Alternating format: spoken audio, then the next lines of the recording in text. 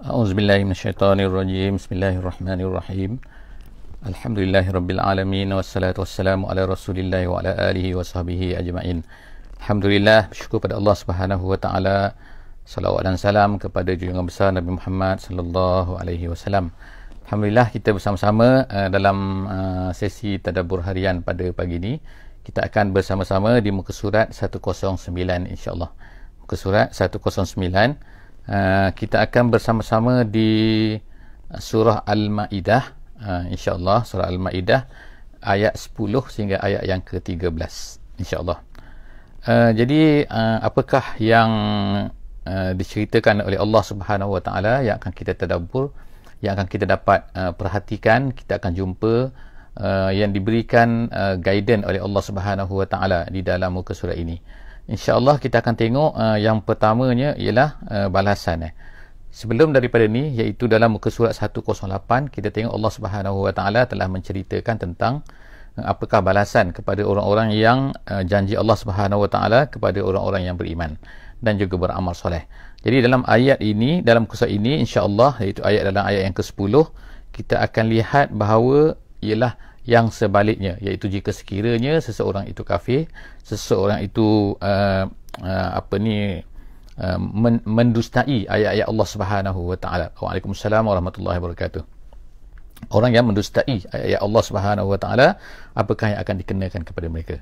Jadi insya-Allah pada kita akan tengok, insya-Allah saya bakal baca sikit untuk memberkati majlis ilmu kita pada pagi ini. A'udzubillahi minasyaitonirrajim. Bismillahirrahmanirrahim. Wallazina kafaru wa kazzabu biayatina ulaika ashabul jahim. Sadaqallahul azim. Maksudnya, dan orang-orang yang kafir dan kemudian mereka ini wa kazzabu biayatina, mereka ini mendustai ayat-ayat kami. Allah Taala kata ulaika ashabul jahim, mereka itu adalah ashabul jahim.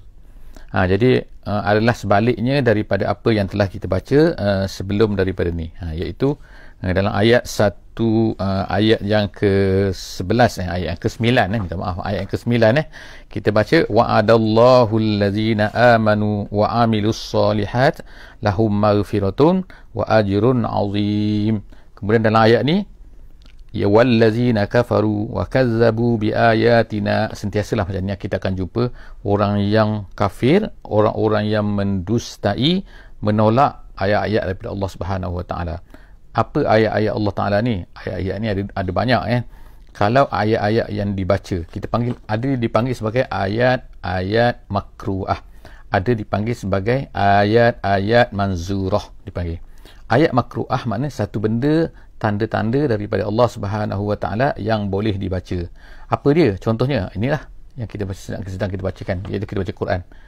Quran tu adalah dipanggil ayat, tanda-tanda daripada Allah Subhanahu wa taala yang boleh dibaca. Kemudian ada lagi satu lagi dipanggil ayat-ayat Allah yang manzurah. Manzurah ni yang boleh dilihat, kita boleh lihat kan. Boleh lihat ni sama ada orang-orang yang beriman, orang-orang yang di zaman Nabi sallallahu alaihi wasallam, mereka boleh nampak Nabi sallallahu alaihi wasallam. Mereka boleh tengok mukjizat. Mereka boleh tengok juga bukit bukau. Kita sekarang ni kita boleh tengok bukit bukau, kita boleh tengok langit, kita boleh tengok binatang, serangga dan sebagainya. Jadi benda-benda tu semua dipanggil sebagai ayat manzurah, satu benda yang boleh dilihat, yang sepatutnya juga adalah membawa kita kepada kekuasaan Allah Subhanahu wa taala, kehebatan Allah Subhanahu wa taala. Jadi apabila orang-orang yang mendustai ni, dia tolak semua kan. Dia tolak, dia kafir, dia tolak bahawa semua benda ni adalah, dia kata jadi sendirilah, teori Darwin lah, jadi daripada beruk lah, daripada chimpanzee lah, semua benda tu ialah Allah Taala kata ulaika ashabul jahim, mereka itu adalah ashabul jahim. Ashab ni daripada perkataan sahib, sahib maknanya ialah yang sentiasa bersama-sama, sahibah kan. Sahibah ni dalam bahasa Arab maknanya ialah mulazamah asalnya. Mulazamah ni maknanya yang sentiasa tu kan. Seorang dengan seorang sentiasa tu maknanya sentiasa rapat ni. Kalau dia ada, maka dia ni pun ada juga. Itu sebab itulah kita panggil sahabat, iaitu orang sentiasa bersama, sahabat kan. Tapi kemudian selepas daripada itu digunakan untuk orang yang mempunyai memiliki. Sebagai contohnya apa kan? Oh, dia ni memiliki apa?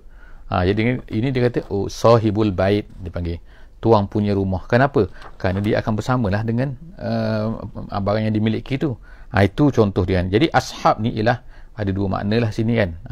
Dua makna, iaitu yang mempunyai satu, dan yang keduanya ialah yang dipanggil sebagai yang memiliki, yang bersama-sama dengan yang memiliki.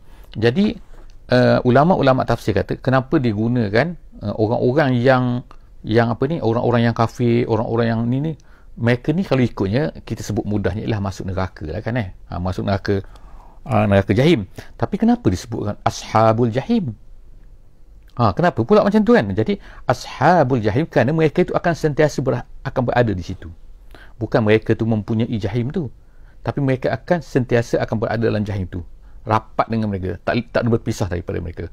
Itulah benda yang yang kita panggil digunakan istilah ashabul jahim.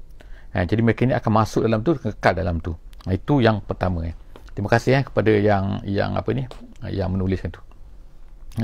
Takut salah sebutan kan, ayat manzurah, ayat makruah gitu kan.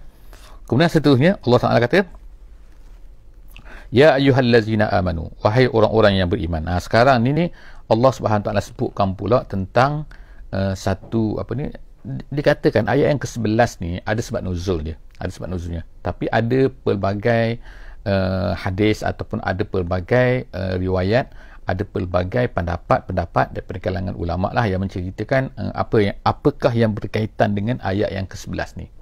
Satu pendapat kata ialah, ni banyak, saya sebut banyak kan, maknanya satu pendapat kata ialah perkara ni turun selepas daripada peristiwa yang nak berlaku Hudaibiyah tu, iaitu satu kali Nabi SAW ini berada di Hudaibiyah. Kemudian Nabi ni dan para sahabat sembahyang Zuhur. Jadi orang kafir sedang mengintai di Asfan, dia kata perkara ni berlaku kan. Asfan ni satu tempat dekat dengan Hudaibiyah lah.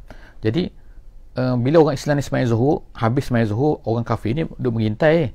Jadi mereka rugilah kita, kita tak kita tak serang mereka semasa mereka sembahyang Zuhur. Tak apa, kita tunggu pula selepas benda ni. Kalau mereka sembahyang lagi, maka kita akan serang mereka. Tunggulah sampai asar. Nak cerita ni kan. Jadi ceritanya berlaku, tiba-tiba di tengah tu turunlah ayat solatul khauf, ayat yang mengajar yang kita baca sebelum daripada itu bagaimana sembahyang khauf. Itu akan ada sebahagian sembahyang, ada sebahagian duduk di belakang, tukang jaga kan, lepas tu tukar. Maknanya Allah, jadi mereka pun kata Allah kecewa lah kita tak dapat. Itu yang pertama, kes tu kan. Ada satu lagi cerita yang berkaitan, yang ni ialah tentang, yang menyebutkan tentang asbabun nuzul kepada ayat ni ialah Nabi SAW kan, dalam satu peperangan ini, bila penat bukan dalam satu peperangan, satu perjalanan, ketika macam nak berperang Nabi SAW penat, jadi Nabi pun berehat di bawah pokok, lalu digantungkan pedang tu di atas pokok tu. Pokok bagaimana simple kan, bukan pokok besar-besar macam pokok kita ni, bukan, pokok simple. Jadi Nabi tidur di bawah tu. Tiba-tiba ada seorang Arabi ni, orang Badui yang datanglah. Jadi dia bawa pedang ini.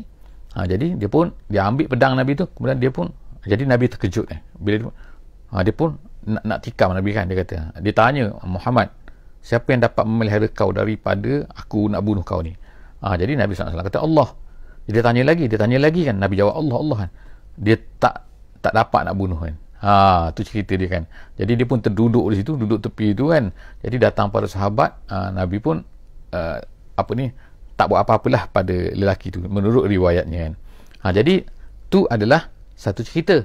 Kemudian ada satu cerita lagi ialah tentang kisah Bani An-Nadir. Jadi dalam kisah Bani An-Nadir ini, iaitu Nabi nak pergi ke tempat mereka ni, duduk di tepi kubu mereka. Jadi mereka ni nak bunuh Nabi daripada atas. Mereka nak campakkan batu yang guna untuk batu giling orang panggil kan, batu yang berat Jadi nak campakkan atas tu, nak bunuh Nabi biar kena kepala Nabi tu mati. Itu plan mereka lah. Tapi Nabi dapat wahyu daripada Allah Subhanahu Wa Taala kan, malaikat datang beritahu. Jadi Nabi pun lari daripada tempat tu kan. Cepat-cepat, dan berlakulah selepas daripada itu pengebungan Bani An-Nadir. Jadi cerita-cerita ni adalah merupakan sebab-sebab nuzul. Jadi apakah ayat inilah dikatakan turun, iaitu wahai orang-orang yang beriman, wahai orang ya ayyuhallazina amanu uzkuru ni'matallahi alaikum, ingatlah nikmat Allah Subhanahu wa taala kepada kamu. Iz, iaitu yang mana? Banyak nikmat Allah ni, tapi ni Allah Taala sebut ni iaitu ketika mana iz hamma qaumun, ketika satu kaum ni hamma ni bercadang, plan, kan, ayyabsutu ilaikum aydiyahum, mereka nak hulurkan tangan mereka itu kepada siapa? Kepada kamu, ilaikum. Jadi kalau ikut riwayat tu, ialah setengah riwayat tu ialah satu kan, kepada Nabi je kan, bukan kepada sahabat-sahabat semua. Tapi kenapa digunakan ilaikum? Kenapa soalan macam ke atas kamu semua? Sebab ulama-ulama tafsir kata kerana apa-apa yang dibuat kepada Nabi sebenarnya ialah itu adalah merupakan dibuat kepada orang Islam semuanya. Apa-apa yang terkena kepada Nabi itu bukan hanya untuk Nabi sebenarnya, ya, tapi seolah-olahnya adalah terkena kepada kamu semua. Sebab Nabi walaupun dia seorang, tetapi sebenarnya adalah dia mewakili kita semua. Jadi Allah SWT kata sini, ingatlah nikmat Allah Ta'ala kepada kamu ketika satu kaum hamma. Kaum yang tadi tu kan, sama ada orang Badui seorang tadi tu ke, ataupun orang-orang Arab Quraisy ke, atau orang Yahudi Bani An-Nadir ke. Jadi hamma, mereka ni bercadang nak bunuh kamu, nak buat sesuatu yang menyakitkan kamu. Yabsutu ilaikum aydiyahum, ni maknanya menghulurkan tangan asalnya makna kan, tapi maksudnya nak buat satu benda yang tak baik pada kamu. Fakaifa aydiyahum ankum, Allah Ta'ala telah tahan tangan mereka tu. Allah Ta'ala tak benarkan, Allah Ta'ala tak izinkan. Nampak kan? Jadi maknanya itu adalah satu nikmat daripada Allah Subhanahu Wa Ta'ala. Apa-apa orang kafir nak buat ni banyak plan, mereka plan macam-macam nak buat kepada orang kita, orang Islam ni kan, orang mukmin, kepada Islam dan sebagainya. Tetapi Allah SWT ada, yakin Allah Ta'ala akan kafar. Memang Allah Ta'ala suruh kita, Allah Ta'ala minta daripada kita supaya kita ni berusaha, betul kan? Tapi kalau ikutnya lah kan, kita tak mungkin kalau tanpa pertolongan Allah Subhanahu Wa Ta'ala kita akan dapat mengelak kan daripada ni. Tapi kalau Allah Subhanahu Wa Ta'ala dah nak buat sesuatu, orang kafir tak akan boleh buat apa-apa. Jadi sebab itulah Allah Ta'ala lah sebenarnya. Jadi kita serahkan kepada Allah Subhanahu Wa Ta'ala, di samping kita berusaha mastata'tum, sekadar kemampuan kita. Jadi Allah Ta'ala kata fakaffa aydiyahum ankum, Allah Ta'ala tahan tangan mereka itu daripada kamu. Wattaqullah, yang penting kamu sekarang bertakwa kepada Allah. Kamu buat apa yang disuruh oleh Allah Subhanahu Wa Ta'ala. Wa 'alallahi falyatawakkalul mu'minun, dan ke atas Allah Ta'ala sajalah hendaklah orang-orang mukmin itu bertawakal. Jadi kita bertawakal kepada Allah SWT, kita usaha dan kemudian kita bertawakal. Jadi apa yang kita tak mampu, yang kita buat sekadar kemampuan kita, dan kemudian kita tak mampu lagi, yang kita tak nampak plan mereka, perancangan mereka semua tu, Allah ada kan, Allah Ta'ala akan settlekan benda-benda ni kan dengan mereka ni kan. Allah Ta'ala boleh buat, boleh jaga kita. Walaqad akhazallahu mitsaqa bani Israil. Sekarang ni masuk kepada kisah Bani Israel pula kan. Jadi habislah cerita ni sekarang ni. Cerita-cerita selepas daripada ni, beberapa muka surat akan datang ni kan. Kita akan berjumpa dengan Allah Ta'ala ceritakan tentang kisah Bani Israel. Jadi banyak kita tengok kan kisah Bani Israel. Dulu kita dah jumpa dah, surah Al-Baqarah ada, surah An-Nisa ada, surah apa ni yang kita baca semua sebelum daripada ni, yang banyak sangat kan tentang Bani Israel ni. Jadi kita akan tengoklah Imran, An-Nisa, Al-Baqarah ni cerita lagi. Allah Ta'ala cerita lagi. Maknanya penting sangat kita tahu tentang Bani Israel ni kan. Jadi apa dia? Dan kita pun berdepan sekarang kan dengan Bani Israel tu kan, yang di negara yang mereka rampas tu. Jadi Allah Subhanahu Ta'ala sebut sini, walaqad akhazallah, ingat kan, ingat ketika Allah Subhanahu Wa Ta'ala mengambil mitsaq Bani Israel. Mitsaq janji makna dia. Jadi ingat kita pun berjanji dengan Allah Subhanahu Wa Ta'ala semasa kita mengucap dua kalimah syahadah, semasa kita di alam arwah dulu, kita berjanji dengan Allah Subhanahu Wa Ta'ala. Lupa saya nak tanya insya-Allah tolong suara okey, harapnya suara okey, suara dan juga video kan.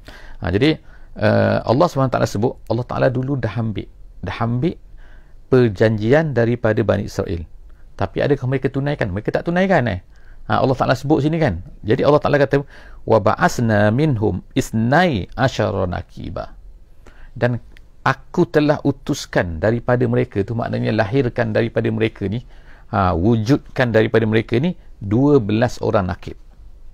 Nakib ada nakib, ada nakibun. Ni nakibun nakibun asal daripada perkataan yang satu saja kan. Asal perkataan naqaba tu maknanya ialah korek, gali, Kalau orang gali emas tu kan, dia korek tanah semua kan, tiba-tiba dia jumpa emas tu. Itu nakibah juga, orang panggil nakib. Tapi nakib ni ialah seorang yang masuk ke dalam masyarakat, asal maknanya perkataan iaitu menggali, dia gali dalam masyarakat, dia cek dalam masyarakat tu, dia pun jumpa orang yang terbaik. Itu maksudnya nakib. Jadi orang yang diambil, orang yang terbaik daripada ni, iaitu orang yang akan menjadi guide, menjadi ketua kepada kumpulan tersebut, ataupun menjadi zaim, ataupun menjadi kafil. Dalam bahasa Arabnya banyak itu orang tu dipanggil sebagai nakib. Jadi Allah Subhanahu Wa Taala telah munculkan daripada Bani Israel. Bani Israel ada 12 kabilah 12 asbat dipanggil kan. Asbat ni maknanya keturunan lah daripada 12 keturunan, 12 orang anak Nabi Yaqub alaihissalam, adik-beradik Nabi Yusuf kan. Ada Benyaminnya, ada dan sebagainya. Jadi 12 orang tu lahirlah 12 keturunan. Daripada 12 keturunan tu, jadi orang Yahudi ni dikira sampai sekarang ni daripada keturunan mana, ni daripada keturunan mana. Maknanya dia cakna. Jadi Allah Subhanahu Wa Taala sebut sini, Allah Taala telah bangkitkan wa ba'asna daripada mereka ni, Bani Israil ini 12 nakib. Kemudian wa qala Allahu inni ma'akum. Kemudian Allah Taala berkata pula kepada mereka, inni ma'akum. Ini ma'akum makna aku bersama kamu dalam terjemahan. Apa maksud bersama kamu? Dalam tafsiran dia kata bersama ni iaitu Allah Taala bersama kamu, iaitu Allah Taala akan berikan kepada kamu bil auni. Allah Taala bersama kamu untuk memberikan kepada kamu auni, pertolongan, wan nasri, dan juga kemenangan kepada kamu. Allah Taala dah janji dah. Ada yang kata pendapat maksud sini, maksud ma'akum ini, Allah Taala akan melihat, sentiasa melihat apa yang kamu lakukan. Jadi mana-mana pun okey, insya-Allah boleh. Wa qallahu inni ma'akum. Allah Taala kata aku bersama dengan kamu. Kemudian la in aqamtumus solah wa ataitumuz zakah. Allah Taala kata, tengokkan ada beberapa perkara sepatutnya kamu lakukan. Kalau kamu yang pertama mendirikan solat, la in aqamtumus solah, maknanya mendirikan solat tu maknanya melaksanakan tanggungjawab solat tu, melaksanakan semua benda yang kewajipan-kewajipan solat tu dan sebagainya. Kalau kamu, Allah Ta'ala kata mendirikan solat, wahai Bani Israel, maknanya Allah Ta'ala sebutkan tentang Bani Israel, dia maknanya nak cerita pasal kita lah. Kita mesti tunaikan sebagaimana yang dijanjikan, yang kita janjikan dengan Allah Subhanahu Wa Ta'ala. Walaupun mungkin setengah-setengah benda tu berbeza kan, tapi benda-benda basic sama kita tengok kan. Bani Israel pun sembahyang juga kan, diminta sembahyang, aqamtumus solah wa ataitumuz zakah, dan kemudian kamu tunaikan zakat. Tengok kan, di mana-mana umat mana-mana pun mesti ada ni, iaitu as-solah, kemudian az-zakah. Kemudian tapi bentuk zakat tu mungkin berbeza lah kan. Kalau kita ada zakat fitrah, zakat harta dan sebagainya, tapi mereka ini mungkin adalah bentuk-bentuk mereka tersendiri kan. Jadi, tapi yang penting tu zakat tu kan. Jadi kemudian Allah Ta'ala kata wa amantum bi rusuli, dan kemudian kamu beriman dengan rusuli. Rusuli makna semua rasul-rasul aku. Allah Ta'ala kata, makna tak boleh pilih-pilih pula kan, ni rasul, ni okey, ni rasul ni bukan Bani Israel, tak nak. Ni Muhammad ni anak Nabi Ismail, tak nak. Ini Nabi Isa, tak nak juga. Tapi bukan anak Nabi Ishaq juga, tapi tak nak pula. Macam-macam Jadi Allah Ta'ala kata tak, kamu mesti beriman. Kalau kamu beriman dengan semua rasul-rasulku, wa azzartumuhum, dan kemudian kamu azzar tu maknanya menguatkan, mengukuhkan, berjihad bersama-sama dengan rasul-rasul itu. Tak bolehlah kamu maknanya tak tolong. Bila ada rasul tu, kamu mengaku saja tapi kamu tak tolong. Tak boleh. Kita akan tengok nanti perangai Bani Israel ni, macam mana mereka ni sangat-sangat jahat kan. Even Nabi Musa pun mereka tak azzartum, tak ada. Mereka tak berjihad, tak nak berjihad bersama-sama dengan Nabi Musa. Padahal Nabi Musa tu konon-kononnya Nabi mereka lah. Mereka terima kan. Tengok, ia selamatkan mereka. Kemudian Allah Ta'ala kata wa aqradtumullaha qardan hasana, dan kemudian tengok sifat sepatutnya lagi apa? Kamu beri hutang kepada Allah dengan hutang yang baik. Maksud memberi hutang kepada Allah bukan beri hutang kepada Allah kan, tapi maksudnya ialah bila Allah Subhanahu Wa Ta'ala minta apa-apa daripada kamu supaya kamu ni infak di jalan Allah Subhanahu Wa Ta'ala, sepatutnya kamu berinfak. Itu maksudnya, iaitu wa aqradtum tu maksudnya kamu berinfakkan harta kamu di jalan Allah Subhanahu Wa Ta'ala. Kemudian Allah Ta'ala kata la ukaffiranna ankum sayyi'atikum. Tapi Allah Ta'ala sebut qardan hasanah, tu maknanya hutang yang baik. Maksud hutang yang baik ni memberi yang terbaik, yang kamu sayang maksudnya, bukan yang kamu tak sayang. Yang kamu tak nak, tak perlulah kan. Itu tak bernilai tinggi. Jadi kamu buat apa perkara itu? As-solah, az-zakah. Kemudian tu beriman dengan semua rasul-rasul. Kemudian tu azar, kamu hendaklah berjihad, berusaha bersama-sama dengan rasul tu untuk mengukuhkan, kalau kita sekarang maknanya mengukuhkan Islam kan, makna bekerja kan, bukan hanya jadi Islam, tapi bila diajak untuk bersama-sama menaikkan Islam, berusaha meninggikan Islam, tak nak, itu tak boleh. Kemudian kamu infakkan harta kamu di jalan Allah Subhanahu Wa Taala. Allah Taala kata la ukaffiranna ankum sayyiatikum, nescaya, ini Bani Israel ni, Allah Taala kata nescaya aku akan hapuskan daripada kamu kejahatan-kejahatan kamu. Maknanya Allah Taala akan ampunkan.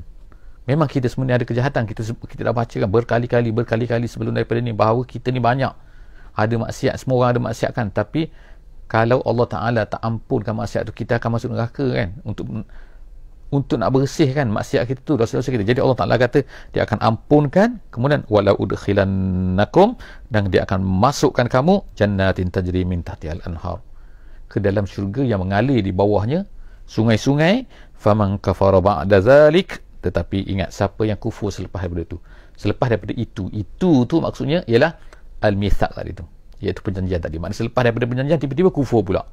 Dah tahu dah beriman dah yakin dah, Allah Ta'ala ambil perjanjian, tiba-tiba kufur pula. Zalika minkum, daripada kamu, faqad dhalla sawa as-sabil, nescaya dia akan sesat. Allah Ta'ala sesat maknanya Allah Ta'ala takkan tunjuklah jalan yang benar. Allah Ta'ala nak tunjuk. Jadi bila Allah Ta'ala dah tunjuk, terima, ambil, beriman. Ayat yang terakhir insya-Allah, ayat yang ke-13. Ayat yang ke-13 Allah cerita lagi tentang Bani Israil. Fabima naqdihim, ma di situ kata ulama tafsir ma zaidah. Kita sebut berkali-kali sebenarnya. Zaidah tu maknanya tambah. Tambah tu bukan makna tak ada makna, bukan boleh buang, bukan. Tapi maknanya dari segi grammarnya, dari segi nahunya, tapi dari segi balarahnya ada. Ada. Itu maksud zaidah. Jadi ulama kata fa bima naqdihim mitsaqahum, oleh kerana naqdihim mitsaqahum, mereka ini disebabkan oleh mereka ini fa sababiyah, oleh sebab mereka itu telah mengungkaikan janji itu, mereka tidak menunaikan janji itu. Naqdihim mitsaqahum, maka Allah Ta'ala pun la'annahum, kami pun laknat mereka ni. La'annahum, kami laknat mereka itu, maknanya jauhkan mereka daripada keredaannya, jauh daripada rahmat Allah Subhanahu Wa Ta'ala. Wa ja'alna qulubahum qasiyah, lalu kami jadikan hati mereka itu keras. Nampak? Jadi maknanya sini Allah Ta'ala nak beritahukan, kalau kita ni dah janji dengan Allah SWT, iaitu mengucap dua kalimah syahadat tu janji dengan Allah SWT, tiba-tiba kita tak tunaikan janji kita dengan Allah SWT, ingatkan, kita takut Allah Ta'ala akan qasiyahkan hati kita ni, keraskan hati kita, menjadikan hati kita ni keras. Maksud apa keras tu? Maksudnya ialah susah nak terima iman, susah nak terima kebaikan kan, bila dah keras ni kan. Dia jadi keras kan, kalau macam-macam benda-benda kan. Kalau kita pun kan, kalau tayar kereta pun kalau keras, dah lama, dah expired tempoh masa, dia akan jadi keras. Tu getah dia tu, bila kerasan nanti dia tak mencengkam jalan tu. Itu tayar kita ni, hati kita kan. Hati kita ni kalau kita keras, kita susah nak terima iman tu, benda-benda baik pun susah nak terima. Jadi jangan buat macam tu. Kemudian apa yang dibuat oleh mereka lagi? Yuharrifunal kalima amma wadhihi, mereka telah ubah. Kalau kalim tu maksudnya lah apa yang diturunkan oleh Allah Subhanahu Wa Ta'ala di dalam Taurat tu, amma wadhihi, daripada tempatnya. Ini yang dikatakan bahawa orang-orang Quraisy, orang-orang Yahudi ni, orang-orang Kristian ini, mereka ni dah ubah dah kitab mereka ni sejak daripada Nabi Muhammad SAW datang. Masa Nabi datang tu mereka dah ubah dah sebelum tu, bukan selepas Nabi Muhammad, bukan, sebelum Nabi Muhammad. Sebab itulah Yahudi dan juga Kristian di zaman Nabi tu dah sesat dah menyeleweng dah. Mereka dah ubah dah kitab mereka. Ini Allah Ta'ala kata yuharrifuna kalimah. Jadi yuharrifu dalam nahunya, dalam bahasanya, bahasa Arabnya, dia gunakan fi'il mudhari' di sini. Ni ulama tafsir kata, saya ceritakan apa yang disebutkan oleh ulama-ulama tafsir. Dia kata dia tak gunakan fi'il harrafa. Kalau harrafa dalam tafsir jalan lain kata maknanya ialah dulu mereka telah ubah. Dulu mereka ubah kitab Taurat ni, kitab Injil ni dulu.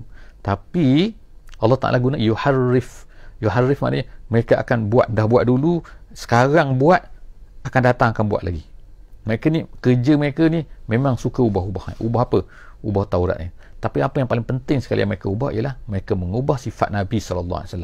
Mereka ubah bahawa dalam kitab mereka tu ada sebenarnya menceritakan tentang Nabi Muhammad SAW akan datang dengan sifat-sifatnya. Mereka tahu tentang Nabi Muhammad lebih daripada mereka tahu tentang anak-anak mereka tapi mereka ubah. Itu benda yang paling besar yang ada dalam kitab mereka ni, yang mereka ubah. Jadi yuharrifuna al-kalima amma wadhihi, daripada tempatnya, wa nasu hazzam mimma zukiru bi. Dan kemudian yang seterusnya apa mereka ni? Mereka ni nasu ni lupa. Maknanya lupa sebahagian daripada apa yang zukiru bih. Zukiru tu diberi peringatan kepada mereka. Maksudnya diarahkan mereka untuk buat, iaitu mereka meninggalkan sebahagian daripada apa yang diminta untuk mereka buat. Itu maksud dia. Maksud ayat ni, iaitu wanasu hazzam mimma zukiru bihi. Mereka telah lupa, mereka telah tinggalkan, mereka telah tak hirau sebahagian dari apa yang telah diperintahkan oleh Allah Subhanahu Wa Taala kepada mereka. Kita tengok kan, Allah Ta'ala larang banyak benda kan, tapi mereka buat, tengok kan, macam lupa kan. Allah Ta'ala larang mereka minum alkohol, contoh kan, minum alkohol kan. Allah Ta'ala larang pun makan babi, tapi kita tengok kan, mereka sekarang ni makan babinya, minum alkoholnya, tak tutup auratnya, padahal semua benda itu telah diperintahkan oleh Allah Subhanahu Wa Taala. Jadi kalau kita tengok orang Kristian kan, tengok kan, hanya orang Kristian yang duduk dalam gereja je, itu pakai apa ni, sopan sikit. Bila yang keluar dari gereja, yang luar gereja, yang tak pergi gereja ni, yang bukan bekerja dalam gereja, dah habis kan. Jadi tu contoh kan, nasu ma zukiru bih, nasu hazzam mimma zukiru bih, wala tazalu tattali'u ala kha'inatin minhum illa qalilan minhum. Allah Ta'ala kata wala tazal, dan sentiasa kamu tu siapa? Kamu tu Muhammad, dan juga kita pada hari ini akan dapat. Allah Ta'ala kata tattali'u, wala tazalu tattali'u, maknanya kamu dapat melihat nyata depan mata kamu. Gitu kan, tattali'u. Apa Allah Ta'ala kata kamu wahai Muhammad akan dapat lihat ni? Lihat apa? Kha'inatan ala kha'inatin minhum, pengkhianatan daripada kalangan mereka ni.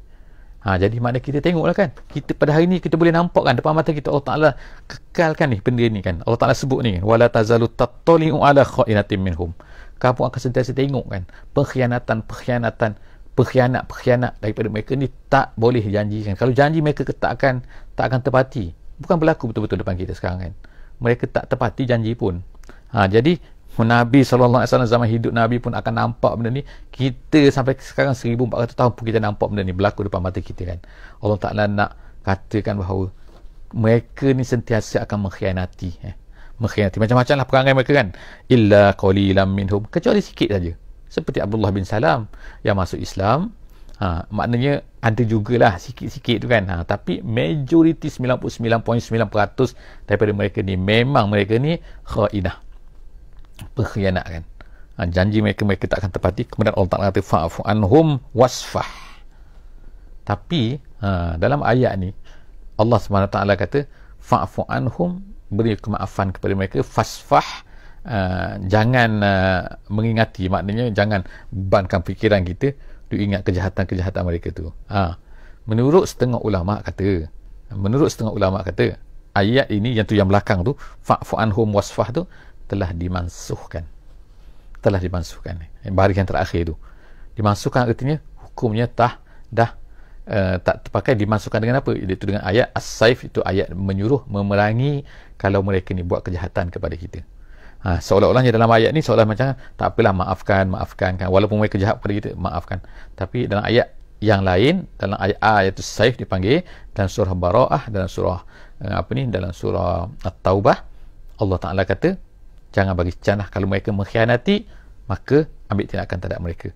Jadi itu adalah pandangan ulama yang besarnya berpendapat macam tu, sebagaimana tafsir Jalalain sebut innallaha yuhibbul muhsinin. Allah Ta'ala suka kepada orang yang muhsin. Apa dia muhsin? Kalau ikut dia muhsin sini ialah iaitu fa'fu anhum wasfah. Jadi setakat itulah saja, insya-Allah. Jumpa lagi dalam sesi yang akan datang, insya-Allah, muka surat 110, surah Maidah ayat yang ke-14 dan seterusnya. Aku qouli hadza wa astaghfirullahal azim li wa lakum. Bismillahirrahmanirrahim. Wal 'asri innal insana lafi khusr illa allazina amanu wa 'amilus solihat wa tawasaw bil haqqi wa tawasaw bis sabri. Wassalamu alaikum warahmatullahi wabarakatuh.